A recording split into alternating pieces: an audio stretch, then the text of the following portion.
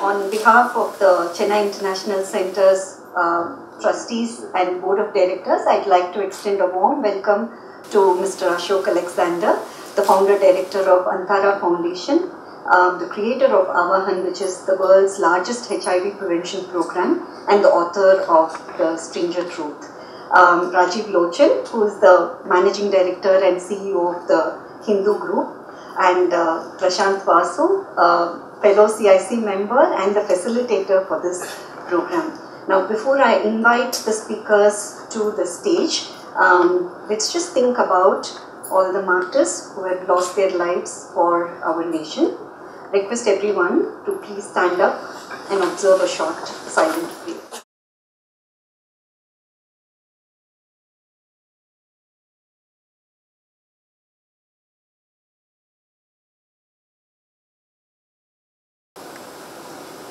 Thank you.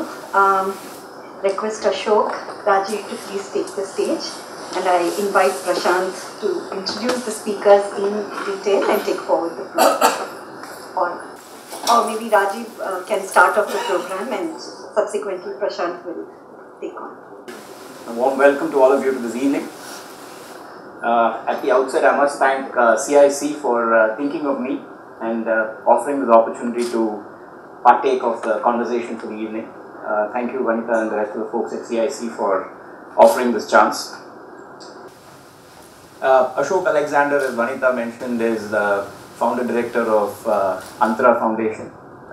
In some sense, the brains behind the largest HIV prevention program in the world. He's also a former colleague and a dear friend from McKinsey and Company. A versatile and talented business leader, counselor to some of the most powerful business leaders around the world on matters of urgency and importance. He's also a world-class chess player. His World Chess Federation rating is 2176. Vishwanathan Anand's, just for reference, is just north of 2700. So that puts Ashok at what is called the candidate master level. So he's still just a couple more levels to go to get in line with Anand. Above all, I think he's a wonderful human being and devoted a significant chunk of his professional life to taking on a dramatic epidemic that the country was faced with. I hope that through the course of our conversation, we will explore all facets of Ashok, and I would invite you to explore with me in the journey. So I don't intend for this to be just a dialogue between him and me, but I hope many of you will pitch in and raise questions, share experiences, and have a little bit of an interactive session. Ashok's book, A Stranger Truth, copies are available outside, is basically a memoir of his decade-long journey with Avahan, which is Bill and Melinda Gates Foundation sponsored journey to take on the epidemic of HIV/AIDS. He's written it with remarkable detail and incredible dexterity. I've read the book and I thoroughly enjoyed it. I would strongly recommend a reading. While there's a lot to learn and some very rich detail for us to soak up, I think I was particularly struck by the breadth and range of emotions that I experienced. Shock and awe, to sadness and pathos, to rage and frustration, to humor and laughs, but most importantly to hope and optimism. And I can't recall a book that so simply laid out so many emotions for me to experience. And for that, I certainly want to commend him on his writing style, which I think came as a surprise to many of us, perhaps with himself also. In order to kick off the proceedings today, I thought I'd invite another former colleague of mine and dear friend, Prashant Vasu. Prashant is a partner with McKinsey and Company, and in many ways the founder of McKinsey's Chennai practice. He's also one of the foremost experts in healthcare in the country and helped found the Public Health Foundation of India. So I thought he was a very topical and relevant person to introduce this subject, and also a very close friend and follower and bhakt of Ashok, I might add. So Prashant, if you don't mind just offering some opening remarks to set the context for us, we'll use that as the basis for the conversation with Ashok. Bhakta Sutarsa Sita.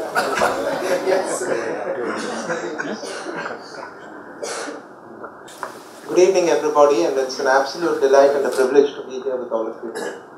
I have to start with returning Rajiv's generous words, and Rajiv just did a wonderful job of introducing Ashok, so I won't add anything that will marginalize that.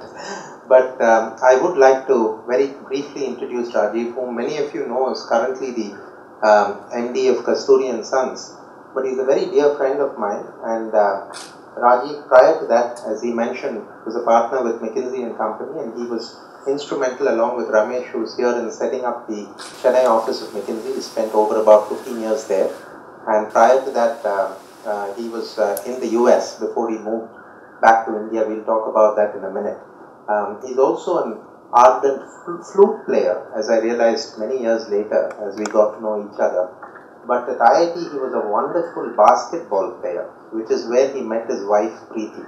So that's a little bit, this book is going to have a lot of Ashok's personal flavor, so I thought even the person doing a fireside chat with Ashok should also have a personal touch. He should provide a personal touch to his background. I'm going to do a couple of things before getting this proceeding started.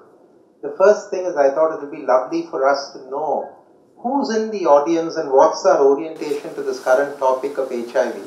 And I'm going to do that in a way that Vanita actually jumped at when we suggested that to her. I hope it works with all the technology that we talk about. But we'll do a quick consensus. I hope all of you have actually brought your iPhone or your phones with either iPhones or Android or whatever it is. Do you have a smartphone with you all? We can actually use them during this talk. So we will first do a set of consensus to kick us off, and then I'm going to actually set the scene in a slightly different way for the point when this journey that Ashok undertook with Abahan actually got started in 2002. So that's what I'm going to do before we get started. Do you all want to actually take your iPhones out and pray that technology works today? Actually, Prashant, some of us don't patronize iPhone. iPhone, okay. So okay. Smartphones. You want to take? How many here don't have iPhones but smartphones? Okay, it seems like the majority of the world. It seems like the overwhelming majority. So I better be careful. Okay. So the first question is a trial question. It's a trial question. It's also, oh, okay. Yes. So the first thing to do is, thank you, Ramesh. The first thing to do is to go to pollev.com /3523AF. You see that right on top. pollev.com 3523AF. Okay? Are we all in? Not yet. Okay. Who's not in? Who's not in as yet? You're not able to get in? You're right. pollev.com 3523AF / Okay? So this is a trial question. This is not a real question related to HIV or anything. This is just a trial question for Vanita to get some ideas on the kind of snacks that CIC should actually provide before the event to ensure there's maximum audience. So option 1 is chart items, in which case you can just click the option of your choice. Option 2 is health snacks with an on-site dietitian. Number 3 is let's go west, make it continental. Just continue the same. It's nice. The South Indian snacks are they're actually very nice. And the last one is, I have other ideas that I should share with the committee members.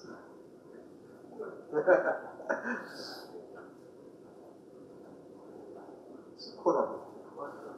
So there are about 33 results. We can actually find out who's not voted. I'm just kidding. Close it. Okay. Praveen? Okay. Can we lock? Lock. And show results. Vanita, are you set? Show results. Okay, there is an overwhelming vote here for chart items. 39% want, 40% want chart items, and about 33, a third are saying continue with the same snacks. Okay, so that's the first. So it's all Can we do a huge round of applause? This technology is working. Wonderful. Now we are going to get into the subject, otherwise Ashok will have a heartbeat if we continue like this. Let's help Ashok and Rajiv understand who we are here in the audience. Whom would you associate yourself with? I mean, which group? Are you from the corporate world? Are you a social sector person? Public or government services? Public service organization? Policy making? Academics? Politics? No, I'm doing something better than all of this. There are actually 20 results, 21. Uncle, you're not voting, Uncle. If there are many policy makers, Ashok has a lot of advice. Okay, shall we close the poll? 37. Yeah. Okay, wonderful. 30% from the corporate world, 20% academics, and there are about a quarter of us who are doing something better. This is actually a word cloud. So, if you may want to type in one word that comes to mind when you think of HIV in India.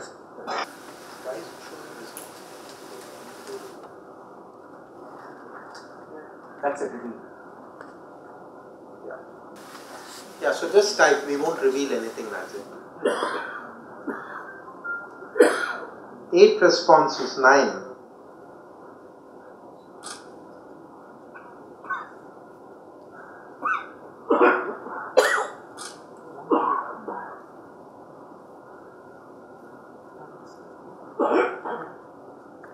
Rajiv, you are able to access?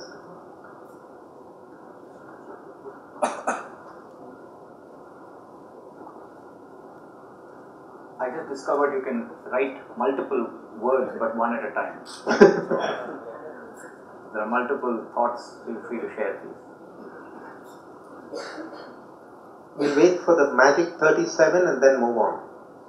No, it'll be more actually. It'll be more. Okay, 39. Wonderful. Wonderful. Wonderful. Good. Let's hold. Wow. Wow. Epidemic, awareness, contained, crisis. Words like compassion, unmanaged.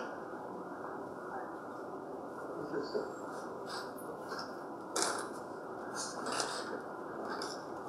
Interesting. Condom, curable. Interesting. Okay.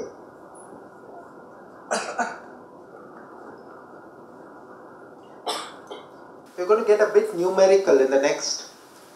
When the program, when Ashok joined Abahan, it was back in 2002. What was the incidence of HIV in India then? Was it in the tens of thousands? Was it in the hundreds of thousands? Was it about in the millions, say 5 million, tens of millions, 50 or hundreds of millions? What's your best guess of what the prevalence was then?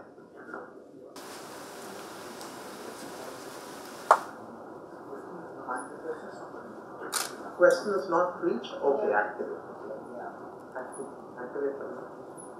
Wonderful. Has it now? Yeah. Great. Question again? Okay. Back in 2002, when Abahan, I'm sorry I spelled it incorrectly, when Abahan was launched, what was the HIV incidence in India? That is, how many cases of HIV were prevalent in India then? Are we talking about tens of thousands, hundreds? You must be seeing the choices. Good. We have about 31 responses. People are still guessing.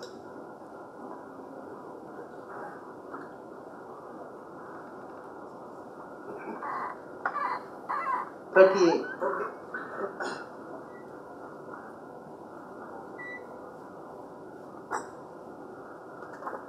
Okay.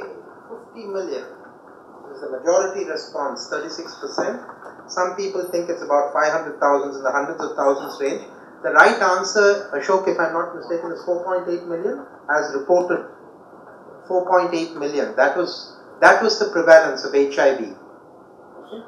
Ashok, how many new cases were being added at that time per year? You recollect? It was about, from the book, from what I saw in the book, it's about 150,000. But actually, Okay, good.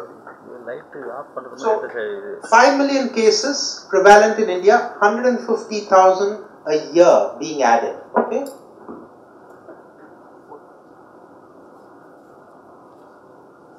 Okay. Here's a question. How much do you think the Gates Foundation, Bill and Melinda Gates Foundation, invested into addressing HIV in India? How much do you think they invested? And the options are US dollars 1 to 10 million, or was it in the range of 10 to 100? 100 million to a billion, or was it more than a billion? How much did they put into this program? Absolutely. The actual number was Ashok 375 million. In the end, the initial was 200. The initial was about 200 million, and then another 175 million when it was added. So $375 million was actually invested into Avahan. Can we identify which of these is a key intervention for preventing HIV? Which of these is a key intervention? Option number 1, run a politics and police protected mega moral rights campaign. That's option number 1. Okay. Option number 2 is work on the demand side. Identify those groups of people who are most common or prolific users of sex workers and please make a plea of mercy to them. Come on, you can't do this. Okay? So that's a demand management intervention. Third is a supply management intervention. Tactfully kidnap sex workers away from their habitats, reskill them for other jobs. The fourth is target sex workers and distribute and encourage usage of condoms. None of the above, all of the above. There is a small proportion of people who believe that we can actually make a plea of mercy to the perpetrators. And Ashok will come back to that, I'm sure, at a later point. But 60% of the people are absolutely right. That's the primary intervention. A last couple. What impact do you really think Avahan had in reducing both HIV prevention and incidence in India between 2003 and today? A 50% reduction, 30%, 20%, or a 10% reduction? Alright, we are close. It is actually close to 50% reduction. The number of cases went down. The prevalence actually went down from 4.8 to 2.1 million, if I remember right. And the incidence on an annual basis went down from 150,000 to closer to about 80,000. So huge round of applause for what Avahan was able to accomplish. And then maybe a last question. How many sex workers do you think there might be in Chennai? Are we talking in the hundreds? Ashok has the exact count, by the way. Hundreds? Are we talking in the thousands? 10,000s? Or is the answer no way? Not in Chennai. At most there is one. And during the Margazhi music season it reduces to none. I really don't know the answer. The person who knows the answer is there. Dr. Lakshmi Bai led our program in Tamil Nadu. Oh, really? Okay. Lakshmi, how many would there be in Chennai? 20,000? 23,000. Wow. So we're talking in that range. But there is 2%, that is one person who really believes that Chennai, there's no way, especially during the Margazhi season. Huge applause to your optimism. Well, we are going to close the poll here, but the idea of doing this, honestly, is that if we read the book, it's really a personal memoir and journey of what Ashok went through over 10 years in seeing this program rather intimately. But I thought it would be helpful for us to have a little bit of a lay of the land of what this journey was, what this disease was, and what HIV was, so that we can jump straight into the personal context. And that's what I'm going to set up right now, to bring you to 2002 in a slightly more personal way before I hand over to Ashok and Rajiv. By the way, the only reason I'm doing this and making this introduction is these two remarkably accomplished professionals, to remind them of arguably their only professional blunder in their otherwise remarkable career. So Ashok was part of the leadership team that recruited me into McKinsey. And Rajiv was one of two people who persuaded me to join the Chennai office. So that those are arguably their only two professional blunders. And I thought it might be quite apt for me to make this introduction for them. But on a personal note, what was 2002 like? And I'm going to lay the land of where Ashok was. Ashok had spent 17 years in McKinsey. He was part of the landing crew that actually created McKinsey's franchise in India. He was hugely successful, a mentor to several colleagues. He was advising he had just been elected senior partner, which is the most senior role that one gets elected in McKinsey. Wonderful, glittering career. He was advising clients, some of the most prestigious clients, on arguably some of the most challenging, pressing problems, what he might have thought were the issues that really India was confronting. And everything was hunky-dory when suddenly he got, there was this entire epidemic of HIV, 4.8 million at that time, threatening to erode India. It was at the verge of exploding. The government was in a state of denial, complete apathy about the state of affairs then. Bill and Melinda Gates Foundation decide to intervene on this topic. They actually request Ashok in his advisory capacity as a senior partner of McKinsey to come and frame a strategy. So Ashok does that with great enthusiasm, deploying arguably some of the bright minds in McKinsey behind the problem, and comes up with a fancy and wonderful solution to say, listen, we can conquer HIV. And a few weeks later he receives a call saying, please, karke dikhao, land up and come and solve HIV in India. So it was in many ways an invitation to an adventure that he speaks about. Okay? The same adventure Rajiv was also in many ways. So there are two adventurers. Back in 2002, Rajiv, after completing his stint at IIT Madras, and then he went and completed MIT there, he married his college love Preeti, and then went on to do his business school at Columbia, and had spent wonderful years at Amex, had just about joined McKinsey in 2001, and then the call to come back home was there.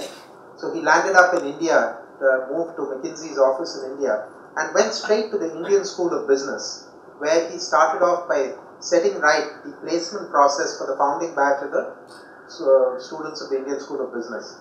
And once he finished that in end 2001, he lands up in the Bombay office of McKinsey in 2002 to begin his own adventure of a wonderful chapter in the firm. So two gentlemen who were just about launching an adventure, and that was the scene in 2002. And I'd now like to hand over to Rajiv and Ashok to take it from here.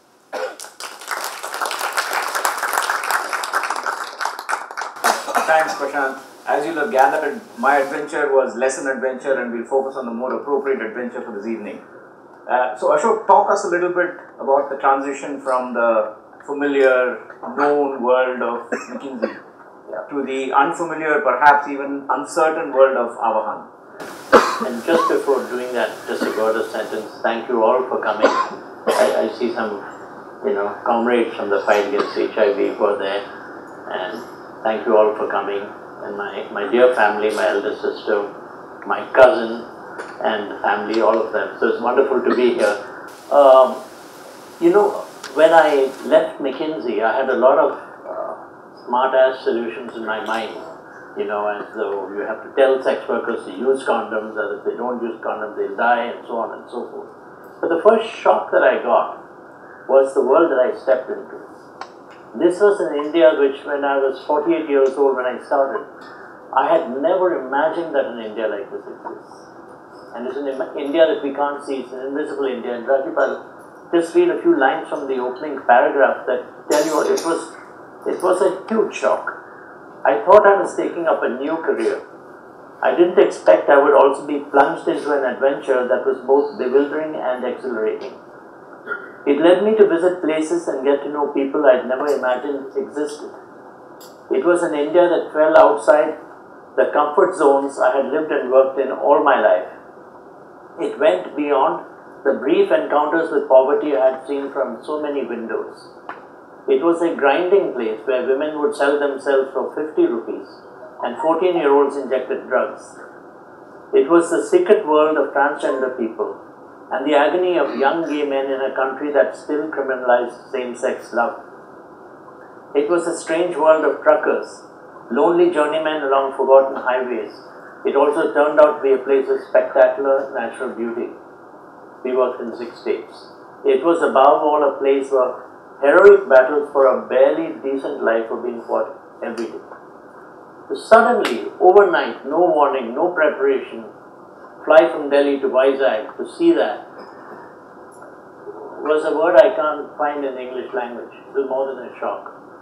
So, I would like to, and I've taken the chair's permission for this, to just show some photographs, because we all had, I had a different notion of what is sex work. So we all want to get onto the same page, and I try to capture in pictures and images from the field some of that. These are pictures we took. It's just 3.5 minutes, and then we'll get on with stuff. It's I downloaded a thin thread of music to go with this, and I think those who recognize it may think it's appropriate. You can turn the light down a little bit. Turn the light.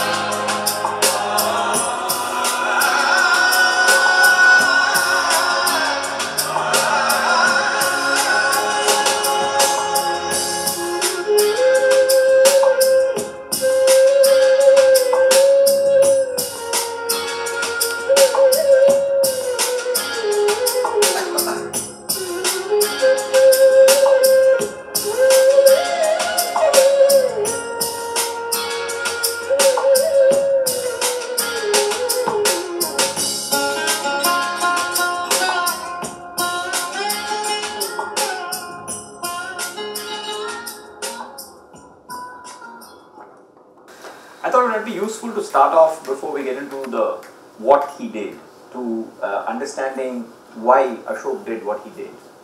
At some genetic level, for those who haven't made the name connection, Ashok Alexander is son of P.C. Alexander, former governor of Tamil Nadu, Maharashtra, close confidant to past prime ministers, at one point a candidate for the president of India as well. So in some sense, serving the country is not a surprising cause for Ashok to have picked up. But tell us a little bit why you chose this particular cause and why Avahan? Well, it's not as though I set out to say I want to work in HIV. It was just that, the proverbial offer you can't refuse just came my way. So I was at McKinsey, I just got tenure sort of as a senior partner. I had no intention to leave. But when the chance came and someone put it to me in a very dramatic sense, why don't you create a program, lead the creation of a program that can stem the growth of HIV in India? And this is a virus that could actually, India could spin out of control. That was the feeling that it would go the African way. I just thought to myself, if I didn't do this, I'll always wonder the rest of my life what it would have been like. And I've always found this in my life, and I think it's a useful thing to do when you have an opportunity, not to say what is this going to be like, but if you find yourself asking, if I don't do this, will I wonder for the rest of my life, then you know that it's something you have to do, you see what I'm saying. So I was just gripped by it. But the second notion, I think, is, this notion of adventure. Somehow this has led me down alleyways, mostly good, I would say, in my life, which is that an adventure is something you take up because you don't know how it's going to end up. And there's something very exciting about that. So I think that part of me also responded to this. So what were the first steps that you sort of undertook? Well, the very first step, as soon as I got the opportunity, was to jump into the field.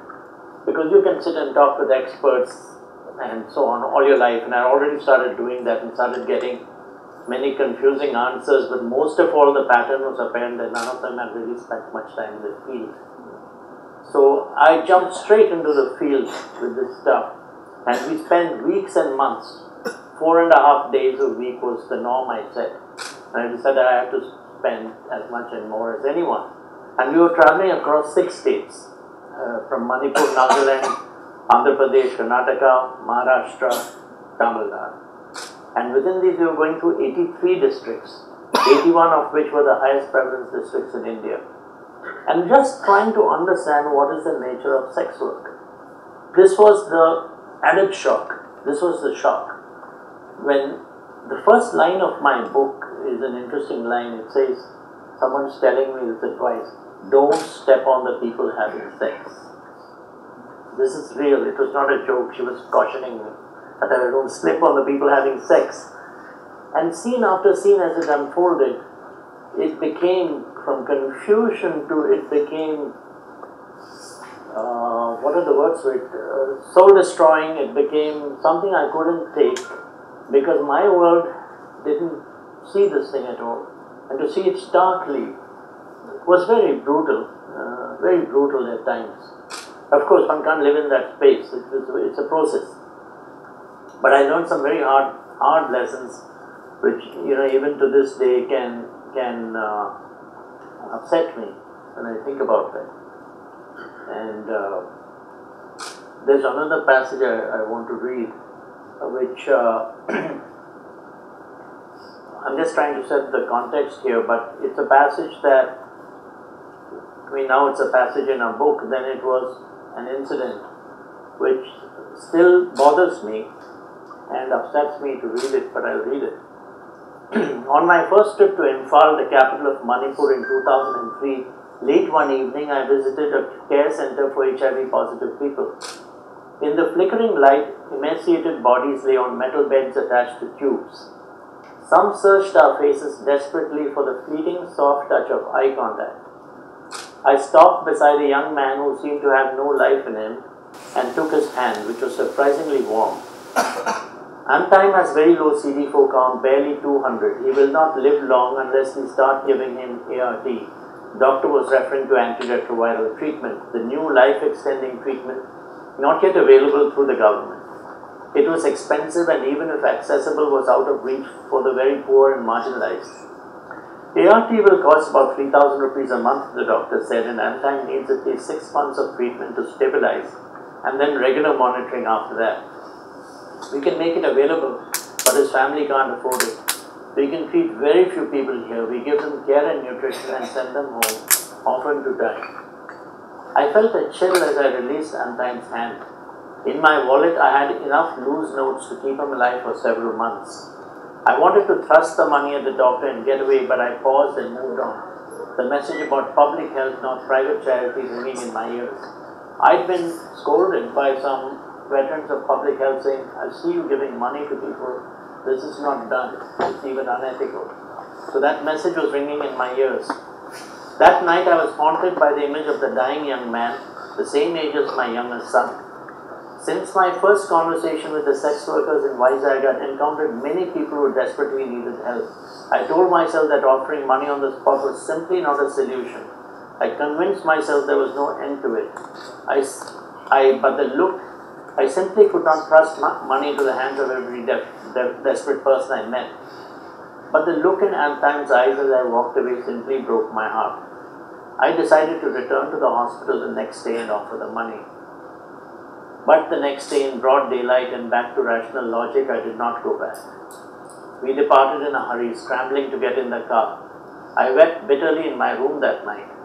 I wondered if I was also part of the huge indifference that surrounded HIV, but just with a better excuse.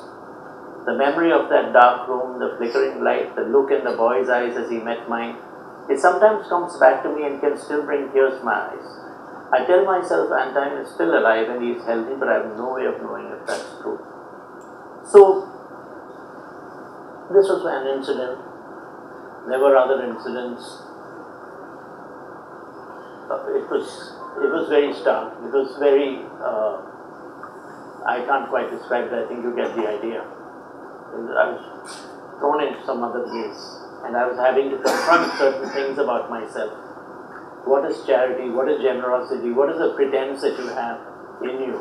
When you see people like this and situations like this, it's very stark. But as we'll discover, I mean, when you go to a place like that, you come out actually to a better place from where you entered, if that makes sense. So I came out into a wonderful place. And so this was all a part of a larger blessing, I think I got from somewhere. You say in your book, in rare moments of reflection, stripped of hubris, it was evident to me that much of what I had achieved came because of the privileges I had started out with. Now, were these privileges relevant to this cause and this gut-wrenching reality that you were faced with? Were they blockers? How did you bring what you had by way of privilege to bear in this situation? Well, I think I bought the fact that I had a grounding in business. That was a very important asset to come in with. I mean, I don't want to get into technicalities of scaling up, but we did scale up this program a lot, which means that you have to give an importance to the use of data. I mean, Lakshmi will remember a lot of that time people were just throwing condoms at sex workers. And we started thinking in terms of which sex workers need how many condoms. We started working on data. So I brought some of that knowledge and skills to it. I think I brought some personal attributes to it. And I discovered others. Mostly I found out at a personal level that there's a set of emotions, human emotions, which were dormant or even dead within me. And to experience those in a tumultuous way all the time, I found, at least I could say, at least I have an ability to feel. I hadn't even thought about it earlier.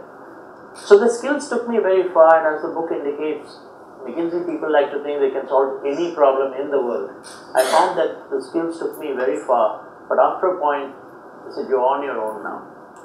And it's when I admitted that when things started moving. Prashant mentioned very briefly that at that time the government was a little bit in denial, sort of not paying enough perhaps attention and resources to the epidemic that was growing and scaling up. Talk a little bit about what kind of obstacles, hurdles, support if any, that you got from the government system and machinery. Well, at that point in time, India the government, the general public, and whoever was in a stage of acute denial around the fact that there was an HIV epidemic. There was a lot of concern around the world that India's epidemic is moving on. Who knows where it will end up. But the Indian government wasn't staunch to that. There was then a very strong belief that this is a CIA concoction. In fact, there had been a CIA report, but people pinned it on that. Another politician I met, a very prominent politician told me, chi, we don't have this kind of thing. Women are pure in India. We never have sex like this. We don't even have too many prostitutes, he called them. And even Indian men are very decent and faithful to their wives. So what if a few bad men are doing this? What is this talk of HIV? You are spending so much money on this. Give a little to my constituency. We are doing very fine work there. So this was a thrust of the conversation. My own friends, someone asked me at a dinner party, so what is it you exactly do? I proceeded to tell him what I did. I related an episode which is in the book, and everybody grew silent. And dinner was announced. The next day he called me and said, that was such an awful story you related at a dinner party. Please don't. He was a friend good enough to say, please don't relate your HIV stories again. So I stopped talking about HIV in that sense, except with the colleagues and comrades I worked with and the sex workers, of course. In normal society, I stopped talking about it because people don't want to hear it and you don't want to talk about it. So that's sort of how it went about. But I'll say this, 5 years later, India had the most fully funded, maximum composed, enlightened, visionary HIV program in the world. So maybe that shows that the government of India can change when it wants to and change on its tracks and do it. Maybe some very sharp advocacy was starting to hit them, and who knows who orchestrated these things. It came straight at them from all sides. Maybe there was Atal Bihari Vajpayee was a very enlightened Prime Minister who took the view that this is something, I don't care who tells you this, putting our government behind it. So it was, but it was not a happy start. The quote was from the then head of NACO, we are not a banana republic. We don't need your money. It's peanuts. Do you know how much the government of India spends? Have you any idea?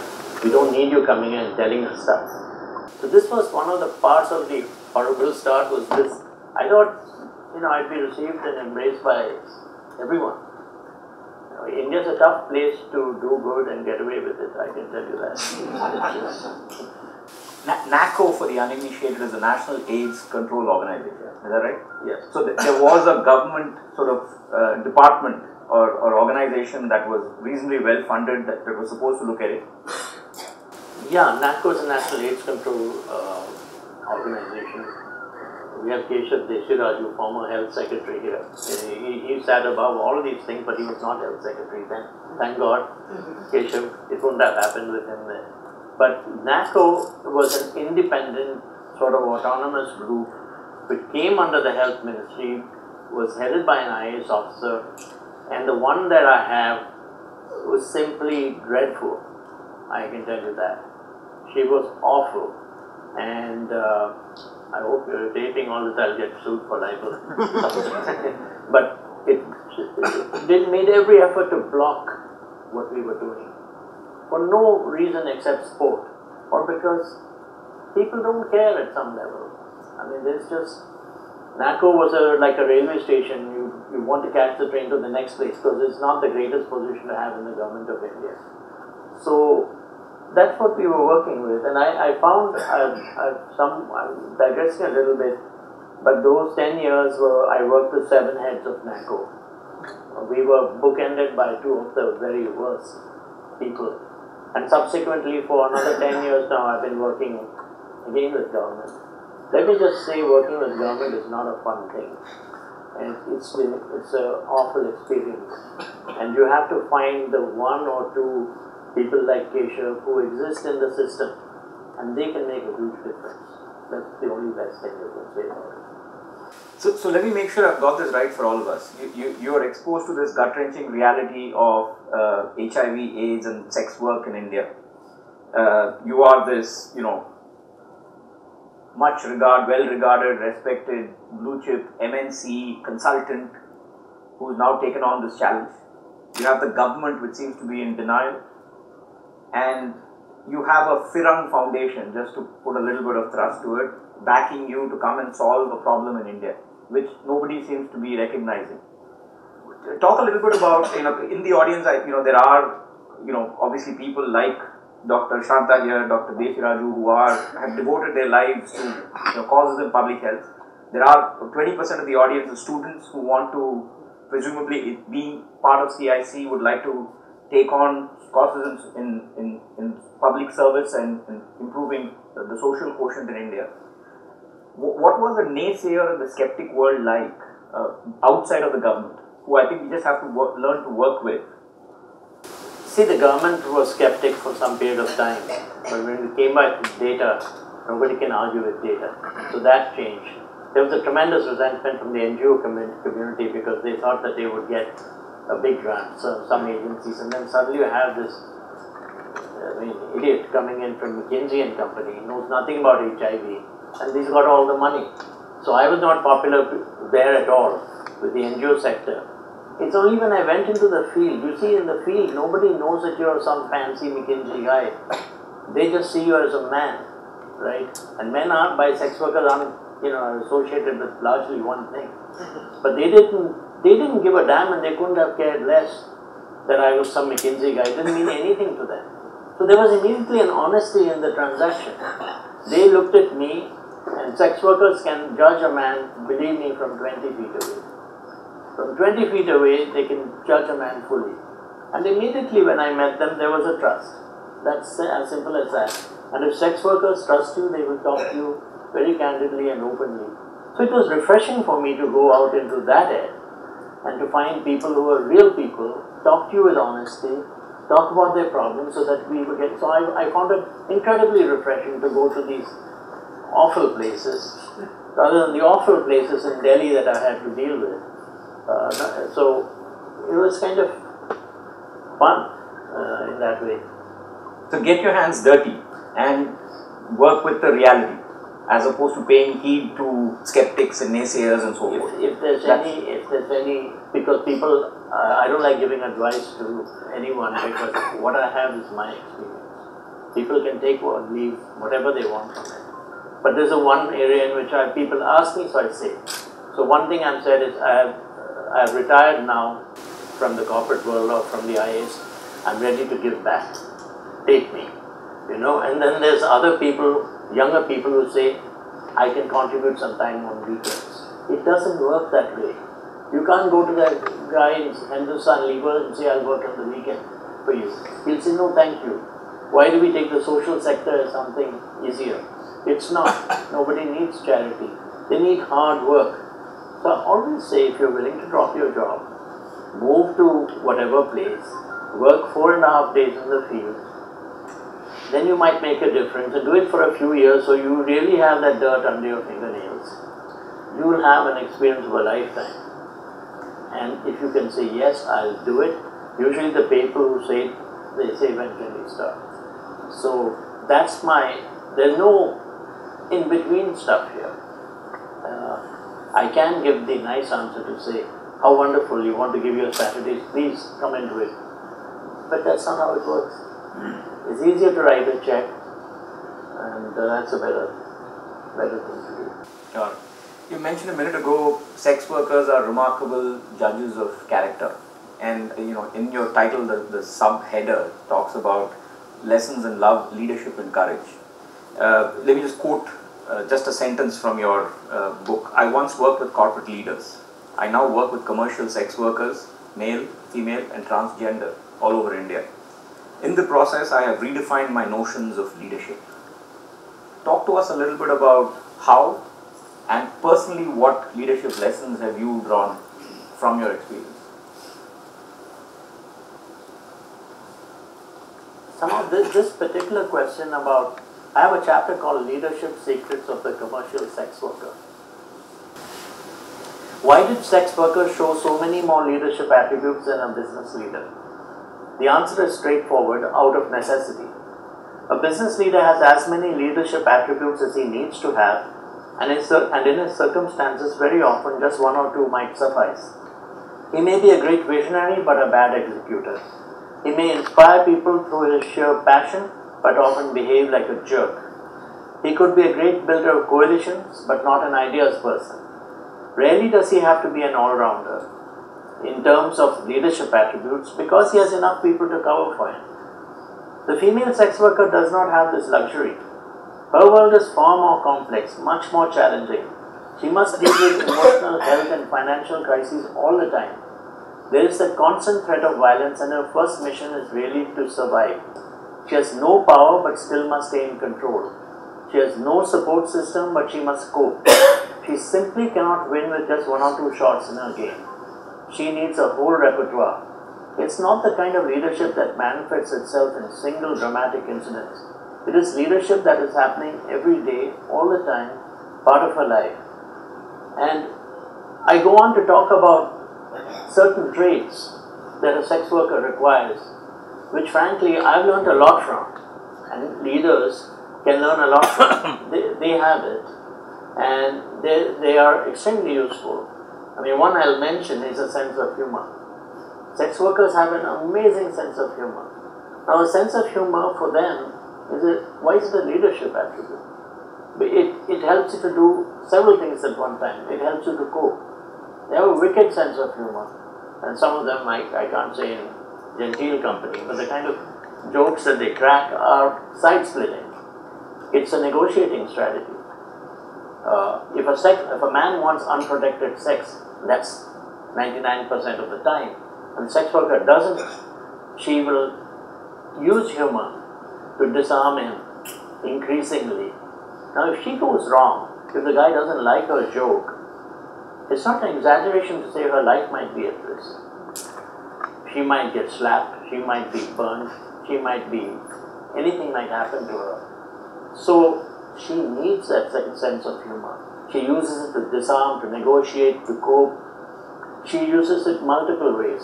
And I actually now when I talk to people, I realize that I think in McKinsey I was fairly serious probably with clients. I don't remember what it was like.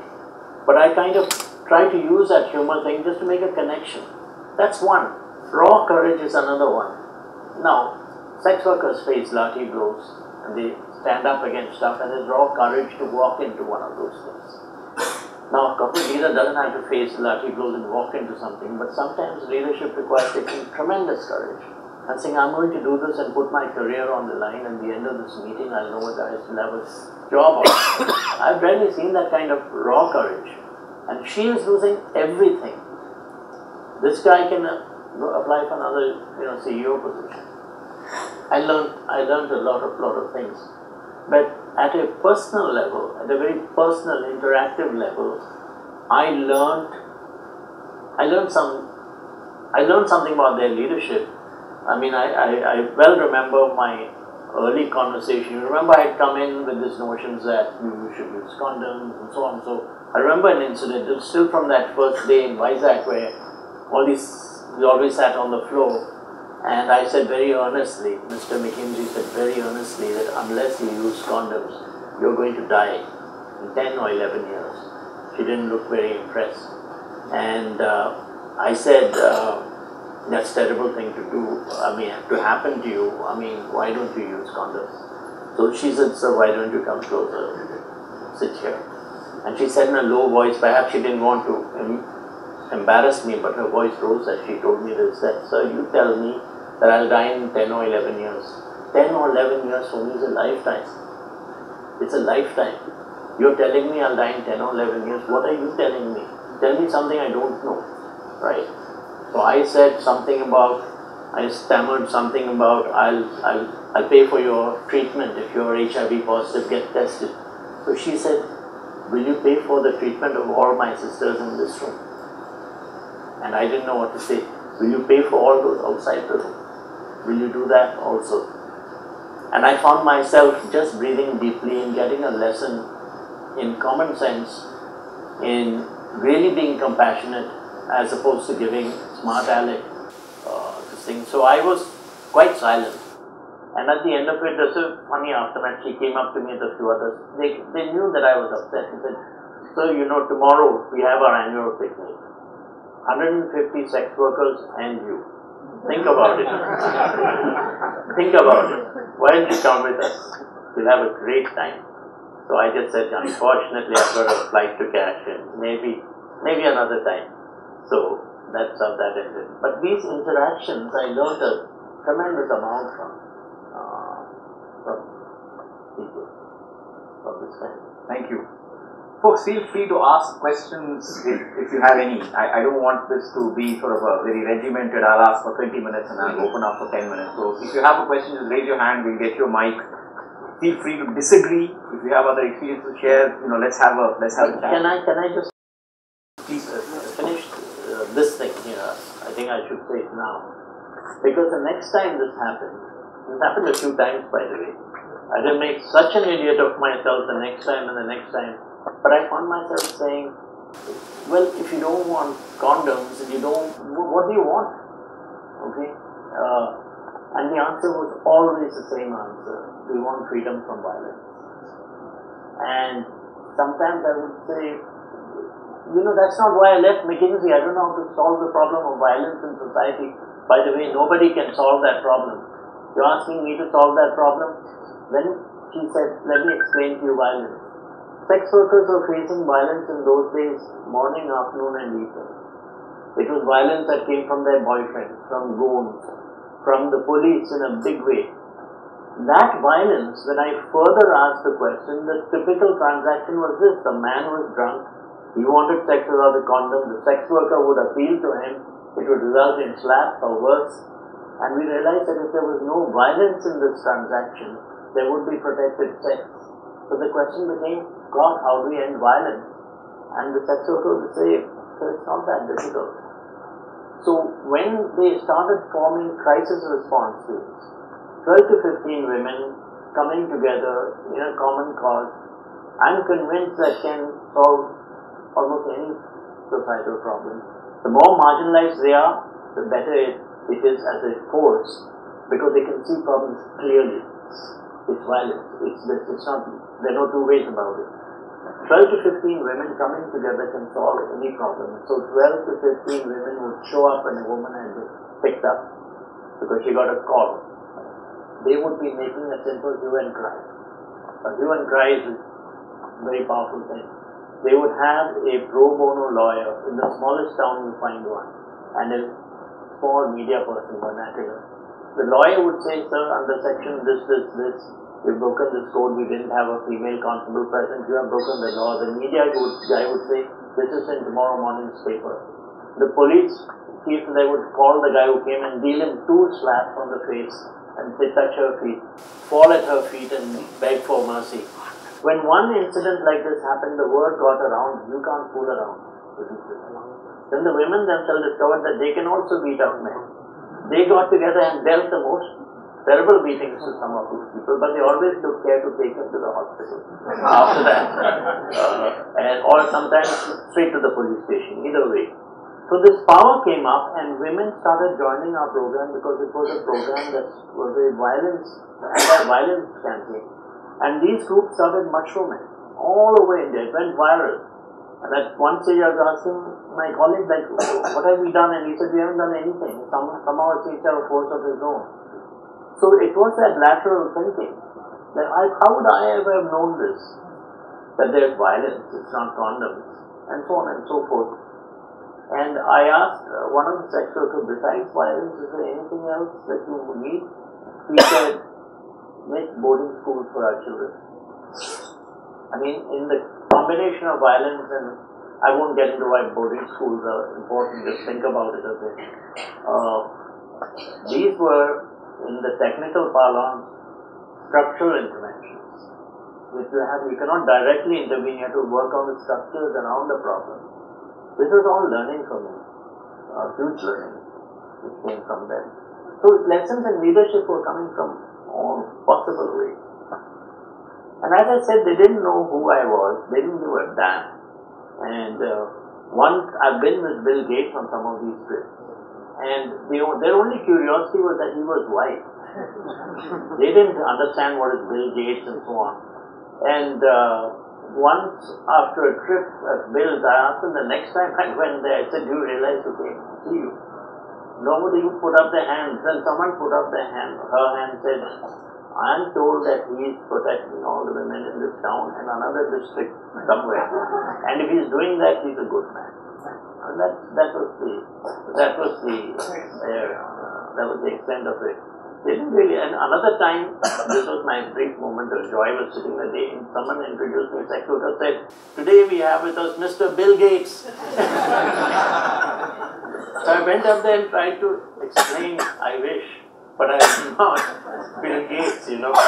By the time they were doing their own thing, they were not least bothered.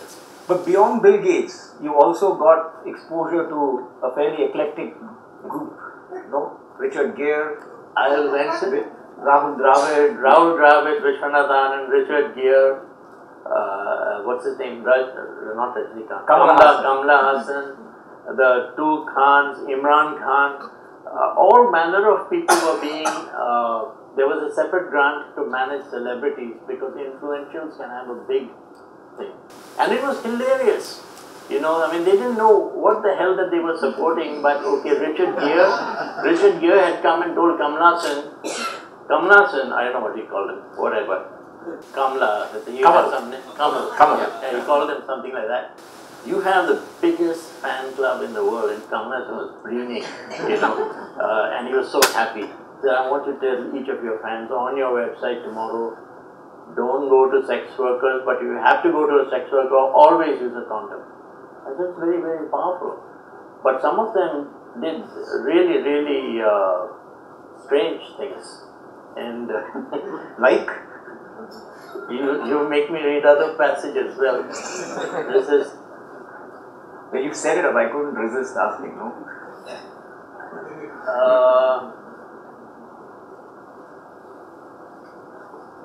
As he's searching for the page, any questions at this point?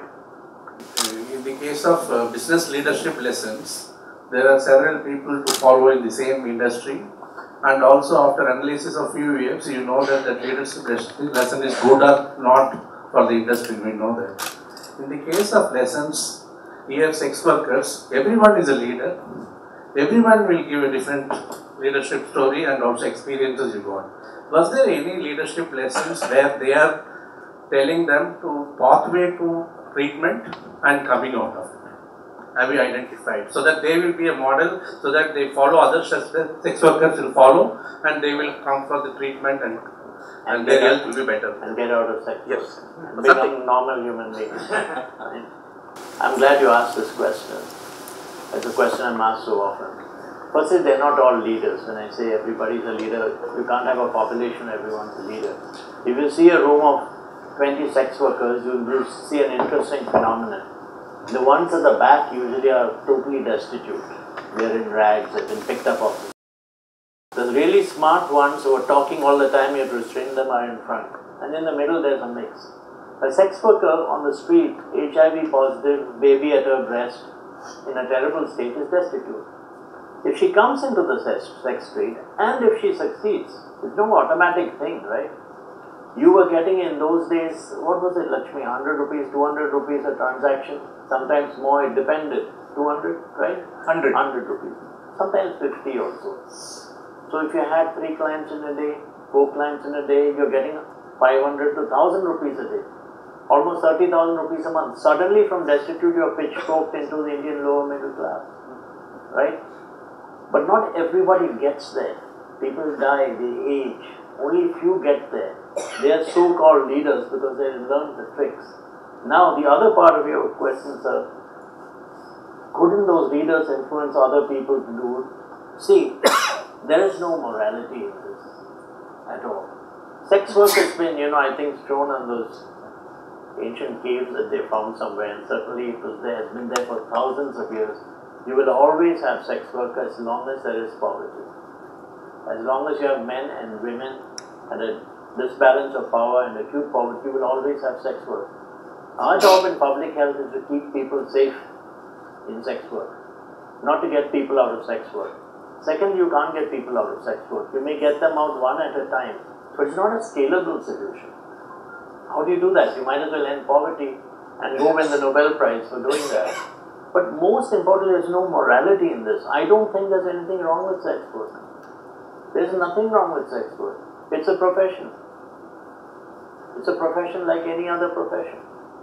Rest is morality, which has no place in public health. If you start getting moral about it, you won't do your job. Then you'll start rescuing people and non-scalable solutions. So that's what I feel. Thank you. Maybe the passage, and then I saw his hand first, so I'll come to him and then you are. Yeah. Yeah. So there were two Richards. One was Richard here, who was famous. There's also another guy called Richard Feacham, who was very famous in HIV. And Professor Richard Feacham was head of the Global Fund, which is a very big organization for HIV globally. He was a charismatic leader. In May 2005, he made the unfortunate pronouncement from Geneva that India would see two different HIV epidemics. One affecting Hindus with a higher rate of growth and the other with a lower rate of growth for Muslims. Can you imagine? He made this pronouncement. He was alluding though to recent scientific evidence that had established, this is an established fact, that HIV transmission was about 6 times lower without foreskin, and pointing out that Hindus, who are 70% of the population, are an uncircumcised and therefore more at risk population. In a country with a history of Hindu-Muslim tensions, ultra-conservative Hindu groups saw it as an incendiary statement. One such group, the Jan Abhiyan, threatened to the worst. They demanded that Feacham come to India immediately and apologize in person to all the Hindus of India. Feacham from afar tried to say he meant no offense, producing the strange rationale that he was after all married to a Hindu woman. It is tough to beat a hasty retreat if you have shot yourself in one foot and have the other in your mouth, but the good professor managed. Indians don't like being lectured to by a foreigner, especially if the lecturer is right. That's what it is. Does HIV in India afflict the weakest and the poorest, or also the well-to-do? Well, it affects everyone. The virus doesn't discriminate, but I think the most vulnerable were also the poorest, who had either there was lack of awareness and all of that stuff, but they were not in a position to say we will use condoms and keep ourselves safe. So most of the new infections and the prevalence was in the weaker sections of society. Today, actually, India's HIV prevalence, you'd be interested to know, is just about, or maybe slightly lower than in the United States. India is one of the lowest prevalent countries in the world. Actually, the defeat of HIV, or the containment, HIV can never be defeated, is, in my opinion, one of India's great public health successes. Why is it that most people don't even know that? It's because, anyone take a guess? It's because of the stigma that surrounds sex work. TT, that nasty thing, HIV, oh, who cares? Please, let's talk about something else. So who celebrates the fact that India has brought down its prevalence to such a low level? Through, and this is the most important thing, through the heroic efforts of thousands of sex workers all over India. And you know, people tell me, some of my colleagues tell me that even today, many of them are, you know, they're in a different space, let's put it that way. And that's a shame. And that's, I think, a prime shame that the efforts of these women are not recognized, and believe me, will never be recognized. And that's the nature of our attitude towards stigmas. Highly stigmatized group of people, highly stigmatized health conditions. Let's talk about cardiovascular or something. You know, it's easier to talk about. So my question is, did any work happen with the men in the community at all? And has there been useful, effective? Yeah, I mean, we were working simultaneously on the male side of things. But Firstly, it's very difficult to work with men. You know, put any group of 12 to 15 men together, they will probably be, after a while, you know, having a fist fight or something like that. Men are not, you know, I'm fairly anti-men, as you may have gathered by now. Men, when you meet a man, even at a cocktail party or something, you meet a man, you see immediately the woman would be having some interesting conversation. This doesn't happen in Chennai, Ashok. You have to see Chennai men enough, but that's okay, that's another... The man is sizing up the other man, you know, all the time. So where was I? You were asking... How do you work with men? How do you work with men? Well, we had a huge program with truckers. About the HIV prevalence in truckers was about 7 to 10%. At that time, the national prevalence was 0.9, which was alarming. 7 to 10 was huge. So we worked with truckers all along the national highway system. And we got to become friends with truckers who are just the most amazing population. People who in their own way are victims themselves. We worked with them. We worked with another grant through the hotspots where men congregate. In large cities, there are certain hotspots where that we found. So we worked with them also. So, yes, we did. But we didn't use those methods of community mobilization. With truckers, we worked on the myths. There are 5 or 6 myths that surround HIV. And we had to work on those myths and to do the structural intervention. Thank you. My name is Ramesh, and this question is for Rajiv Locham. Is there any policy as such in the Hindu group to see to it that such efforts are being given maximum columns, centimeters? Can I take this question offline? Just in the interest of giving maximum airtime to Ashok. I will happily chat with you later, sir. Short answer is yes, but we will chat. Millions of people are eking their livelihood out of this sex work. But does the society perceive that they are offering up something valuable to the society? Because there are migrant workers in big cities, and the availability of sex leaves a lot of tension for them. So does the society perceive that the community of sex workers, legitimate workforce, do they offer something of value to the society? Is there a perception like that in the society? Oh, there definitely is not. I mean, obviously it isn't there. And I won't get into judgments whether it's valuable or not, but this is a legitimate workforce, is what you said. And I felt that if you respect that, then it should be governed by all the rules that govern workforce. And that's not. Sir, recently, one pregnant lady had infused SIG. Recently, one pregnant lady had infused HIV flood in Madurai. All sorts of precautions or advices that you give to avoid such incidences in future. Sorry, I didn't exactly understand. Can you repeat the question? HIV infused blood was injected to the pregnant lady recently in Tamil Nadu, Madurai. HIV infused blood was actually injected into one of the women in Madurai. How do we prevent this kind of hazard? Actually, I don't know about this particular case, but I think the government has done a pretty good job about making blood banks and so on safe. It is routinely, blood is measured and so on, tested before it's given. For example, women going in for labor are always tested before they go in. So I think I am hazarding that this is an isolated case. Especially in government hospitals, people are very negligent manner. I don't know. I can't pretend that I know the answer to that. It would shock me if that's the case that's happening. I thought that things were much better in government hospitals. We that too in Tamil Nadu. This is a state, we should all celebrate this. This state is a leading state in India. Yeah. This and Kerala. Health outcomes in Tamil Nadu can be compared only with Europe. It's not like the rest of India, right? It's a very forward-looking visionary state, and successive governments have emphasized emphasize this. So for this to happen in Tamil Nadu really is puzzling.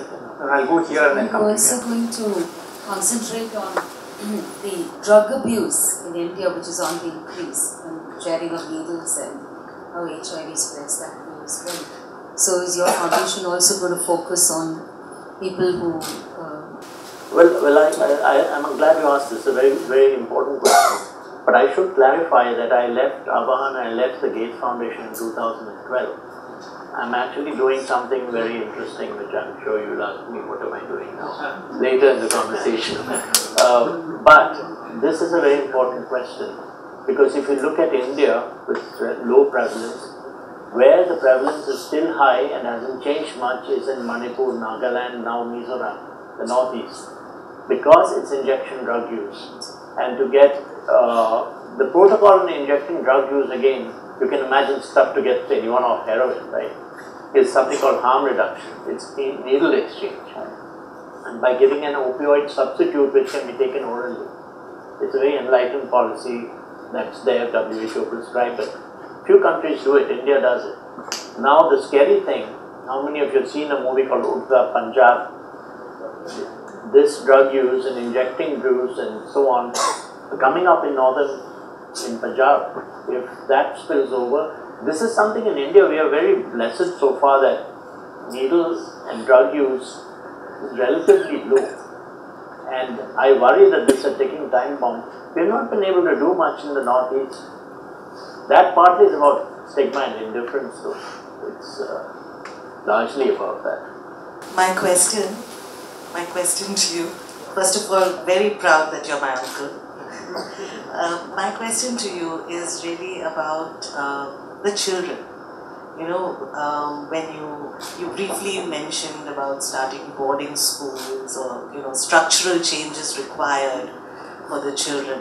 But I've often wondered about the children of sex workers, seeing their mums, you know, going for work, and what has happened? See, sex workers are quite simply the best mothers in the world. Sure. This may sound like a huge statement. It's a fact. It's a fact. They largely are in this profession for their children. And most sex workers dream of their children going to school, going to college, becoming a doctor or an IAS officer or whatever. That's their dream. At that time, there were a large number of children who were in this distressing situation, or AIDS orphans, nowhere to go. And I've experienced this personally. I mean, I like to tell one more story. Can I read it? Sure. It's to your point. I'm asking Rajiv not because he's my boss or anything, but he's managing time. No, of course. This sort of gets to your question. So this is the plight of children with HIV. So you remember that incident in Imphal I told you about? This is the way I think the higher power works. 1 month later I was back in Imphal and someone said, sir, you got to come and see this child. It's in a very bad state. And I said, I cannot go. I can't help and I can't see, I don't want to. So just come, sir. Just 1-year-old child, just come. So when I went to the Imphal, I saw this baby, oddly enough he looked orange. That was the thing that struck me. And he was, in a nurse's arms and just, howling his head off. I was alarmed. The doctor said, don't be alarmed. This kid is HIV positive. But he's fine, he's being treated. But the problem is that his grandparents put him out of the house. So they thought he contained a demon. Because if his parents have died, we'll be next. Take him away. So I said, what happens to this kid now? He said, well, here's the thing, he has nowhere to go, he can't go home. We have no NGOs. And then I remember the whole thing about private charity, don't help individuals one at a time. But I couldn't walk away from this baby. So I called my friend Anjali Gopalan, who to this day runs an AIDS orphanage. At that time, she had a 25-bed AIDS. So I called her up. And this is the beauty of HIV. You find angels in disguise all the time. Anjali said, what's the problem? Bring him over. Now, the task was how do I get a baby to Delhi? But we managed And now you will hardly believe this. Last year, I lost touch with this baby, let's call him Danny. I used to see him for several years, but on my birthday, I never let on who I was.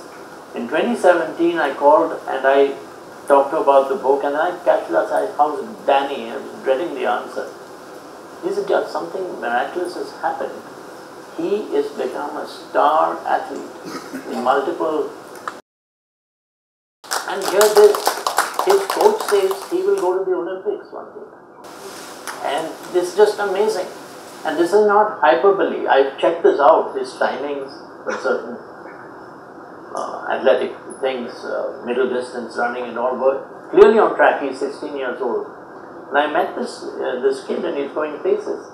But if you read another chapter in the book, the story of a person called Pratima. Pratima, by the way, released the book in Delhi. It's great. And in the end of this whole thing, I have a 1.5 minute message from Pratima. Not to you all, but to the world. But she was picked up off the street, and I interviewed her daughter today, who is a gold medalist in Mysore University. And she is proud of her mother. She says, I remember when we were a kid, when I was a kid, we slept under a tarpaulin outside the church in the circle every night. And how she went away leaving me for 5 minutes to earn some money for me. I'm proud of her. And now I'll take care of my mother because she's getting older now and I'll take care of her. So I've seen any number of cases where no sex worker today, I think, I've ever met who says, I want my daughter to be a sex worker. They want them to do something else. And I think that those are some of the things that, you feel good about. So my question is about, I was just looking at the title. It says impact at scale. How difficult is it, or how easy did you find to build an organization that was going to create this impact? Coming from the corporate world, these are not necessarily the same skill sets that you would need, because the problems are different at every level, and they are not the standard customized solutions. So I think some of us in the social sector struggle with these problems of building skill sets and organizations that would impact, because there cannot be that many. We can't clone you and take you everywhere. So ultimately you need that people set. So how do you scale a good idea when it comes to a social sector? I think we didn't talk about how you scale it at all. Well, I mean, there's a technicality to it, how you scale data use, blah, blah, blah. I'm not going into that. There's an answer which is an organizational answer, how to build a huge pyramid. I can't zoom in. No, sorry. Yeah, so how do you build a huge pyramid? 8,500 sex workers, 60, that can still be done. I mean, you can still think of it, it's a management solution. The real crux of it is what you said. How do you recruit a team which has the skills to do it? Actually, I never recruited for skills. I recruited for passion. Now, how do you recruit for passion? How do you recruit for compassion? Right? This is something you can't figure out in an interview. It's not there in any resume. If you can recruit for passion, you got most of the battle, because the rest of it is technical stuff and management stuff. But that woman or guy who comes in very young and says, I will give my life for this, that's an unusual person. And if you find, I had 15 people maximum in my team. Now I have 30 people. And you recruit them for passion. How do you recruit them? Well, one way is to say this: will you leave everything you're doing and go work in a village in Rajasthan, and it's not a very safe place, and the places you stay are dingy, and will you do that for the next 1 year at least? And if she says, yes, I will, and then you find that she's had a huge fight with her parents, who threatened to almost disown her for doing such a thing, and she said, I'll do it. And I have people like that on my team. How can you find people like that? Well, you've got to find them. Otherwise, I can't write a formula for it. This may be something in the eyes that you see. So, on that note, let me bring it back to this audience, right? I suspect a lot of passion and compassion resides in this room. Obviously, we saw that there's a range of professionals, about a third were corporate, about a fifth academic, about a fifth in public or social service. So, very diverse group. Yet I suspect there are two common traits that everyone in this room shares. a high degree of accomplishment, and a desire to make a difference. I suspect that's common for all of us. Leave us one life lesson from your 30-some years of adventures with McKinsey, Avahan, Antara now, and so forth, that we can take away as we think about scaling and making a difference in our own ecosystems. Well, that's a very difficult question. Like I said, I don't like to preach to people what they should do. Your lesson, boss. What I learned. It's an odd answer, but I think curiosity is the single greatest thing that a human being can have. And I sometimes think that we systematically stifle curiosity. A small child has curiosity, but soon enough a parent are saying, don't do this, don't do that, don't take this up, don't take up that. You find somebody who comes ready for college, ready for a job, full of things that they've done. 3 years later, they become increasingly tedious and boring. They've lost all sense of adventure. I think the best thing a parent can do to younger parents in this room is never stifle curiosity. If you're slightly older and you're working something, strive hard to get into a comfort zone, but strive very hard how to get out of the comfort zone and find the next comfort zone. If you stay in a comfort zone too long, life again starts getting tedious and boring and you fall into a rote like that. So all of this is curiosity. See, when I got that, I'm a curious person, big time. When that offer came to me and I said, what would it be like if I didn't do this, right? That's the question to ask, the intensely curious. So if I boil it all down, it is curiosity. Nothing to do with the education, nothing to do with anything else. It's a human trait. I could say have passion, but how do you do that? But I would say the dreaded word we are all embarrassed to use, compassion, right? An ounce of that, it's very good for the soul. It's little ounce of compassion. You know, if you dare to look at that beggar who's scratching on your window, if you dare to look this way, and you say, when the lights are changing, when will the light change, when will the light change, if you dare to look at them for half a second, you say that she's as old as my mom, then something hits you very hard. So these are the things that, you know, I've kind of learned rather late in life, you know, some of these things, but thank you.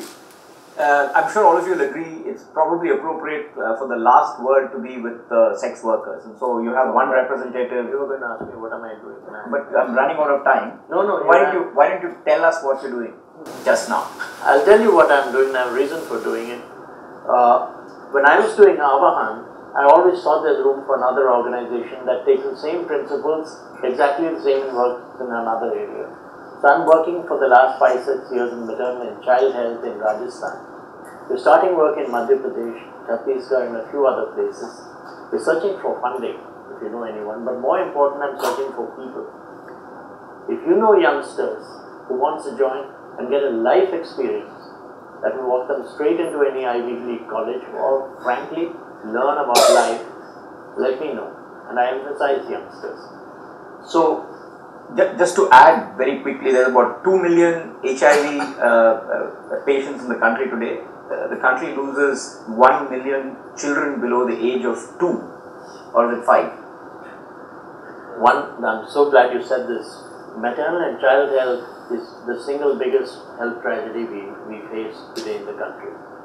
And 1 million children under the age of 5 die every year needlessly. The solutions are simple. Breastfeeding is one solution. You can ask the same thing. Why didn't I use condoms? Why don't I breastfeed? It's all the same. Most of them die in the first 48 hours. And if you survive that, 35% of our population is stunted and malnourished. What could be worse than that? Does anyone know this? We're talking about all kinds of things, shouting at each other on TV programs. That's all we do. No? So for the social entrepreneurs, the change leaders in this room, this is an interesting cause worth taking a look at if you're so inclined. On that note, can I request that we play the video and then we might close. So this is a video of a character who features in the book. She tells her own story. It's a minute and a half long. Are we obstructing the view here? We can. ಆಗ ನಾನು ನನ್ನ ಬಗ್ಗೆ ನಾನು care ತೊಗೊಳ್ಳೋದಕ್ಕೆ ಶುರು ಮಾಡಿದೆ, ಮತ್ತು ನನ್ನ ಜೀವನದಲ್ಲೂ ಕೂಡ ನಾನು ಬದಲಾವಣೆ ತರಕೊಳ್ಳೋದಕ್ಕೆ ಶುರು ಮಾಡಿದೆ. ಅದಕ್ಕಾಗಿ ಸಮುದಾಯದ ಎಲ್ಲ ಚಟುವಟಿಕೆಗಳಲ್ಲೂ ಕೂಡ ನಾನು ಭಾಗವಹಿಸೋದಕ್ಕೆ ನಾನು ಶುರು ಮಾಡಿದೆ. ಈ ಥರ ಇರೋ ಸಂದರ್ಭದಲ್ಲಿ ನಾನು HIV ಟೆಸ್ಟ್ ಮಾಡಿಸ್ದೆ. HIV ಟೆಸ್ಟ್ ಮಾಡಿಸಿದಾಗ ನನಗೆ ಪಾಸಿಟಿವ್ ಅಂತ ಅಂದ್ಬಿಟ್ಟು ಬಂತು. ಆ ಸಂದರ್ಭದಲ್ಲಿ ನನ್ನ ಜೀವನದಲ್ಲಿ ತುಂಬಾ ನಿರಾಸೆ ಆಯಿತು. ಅಂತಂದರೆ ನನ್ನ ಜೀವನ ಇಷ್ಟೇ ಸ್ವಲ್ಪ ಕಾಲ ಇರೋದು ಅಂತ ಅಂದ್ಬಿಟ್ಟು ನಾನು ತಿಳ್ಕೊಂಡೆ. ಆದರೆ ನನ್ನ ಫ್ರೆಂಡ್ಸ್ಗಳು ಅಂತಂದರೆ ನಮ್ಮ ಸಮುದಾಯದಲ್ಲೂ ಕೂಡ ಎಷ್ಟೋ ಜನ HIV ಪಾಸಿಟಿವ್ಗಳಿದ್ರು. ಅವ್ರನ್ನ ನೋಡಿದಾಗ ಇಲ್ಲ, ನಾನು ಕೂಡ ಬದುಕ್ಬೋದು, ನಾನು ಒಂದು ಉತ್ತಮ ಜೀವನವನ್ನು ಈಗ ನಾನು ಫೈನಾನ್ಸ್ ಡೈರೆಕ್ಟ್ರಾಗಿ ಕೆಲಸ ನಿರ್ವಹಿಸ್ತಾ ಇದ್ದೀನಿ. ಈ ಕೆಲಸ ನಿರ್ವಹಿಸ್ಕೊಂಡು ಹೋಗ್ತಾ ಇರ್ಬೇಕಾದ್ರೆ ನಮ್ಮ ಸಮುದಾಯದಿಂದಲೇ 3 ಜನ ಆಯ್ಕೆ ಆದ್ವಿ. ಅಂತಂದರೆ ಬಿಲ್ ಗೇಟ್ಸ್ ಫಾದರ್ ಅವ್ರ ಜೊತೆ ಮಾತುಕತೆ ಆಡಲಿಕ್ಕೆ. ಅಂಥ ಒಂದು ಸಂದರ್ಭದಲ್ಲಿ ನಾವು ಅವ್ರ ಜೊತೆ ಮಾತುಕತೆ ಆಡಬೇಕಾದ್ರೆ ನಮಗೆ ತುಂಬಾ ಒಂಥರ ಮನಸ್ಸು ತಟ್ಟಂಗೆ ಆಗ್ತವೆ. ಏನಂತಂದರೆ ಅಲ್ಲಿಂದ ವಾಪಸ್ ಬಂದಾಗ ಇಂಥ ದೊಡ್ಡವ್ರ ಜೊತೆ ನಾವು ಮಾತಾಡಿದಾಗ ಯಾಕೆ ನಾವು ಇಂಗ್ಲೀಷ್ನ ಕಲಿಬಾರ್ದು? ನಮಗೆ today I can talk English, not just me, my colleagues and other community members can talk in English and other many multiple Indian languages. We realize that as a community we have got and developed, and many others should get it also. I continued sex work. I can take care of my personal finance and I take care of organization finance also. It doesn't mean I don't aspire in my life. I aspire myself because I have a daughter, beautiful daughter, who finishing her schooling. I wanted to be career woman.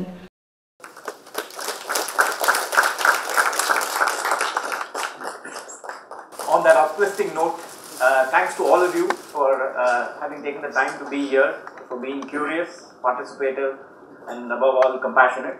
Ashok, thanks for being here, much appreciated. And finally, CIC. I just want to say there are copies of this book outside. If anyone wants to take a book, pay for it, of course. I'll happy to autograph them or sign them. What do I say except that I'm really at a loss for words. When Ashok said that his entry into this whole journey was both exhilarating as well as heart-wrenching, one couldn't really relate until the entire conversation actually unfolded. Thank you, Ashok, for being here with us and introducing us into a completely different world, which is a great leveler for all of us, I must say.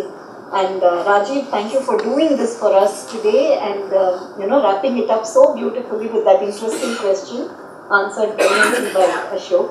And Prashant for suggesting this and for helping us with the whole program.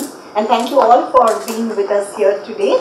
And our next program is on March 2nd. It's on a very important and interesting topic, state elections. Look out, we'll send you emailers. Thank you and have a good evening.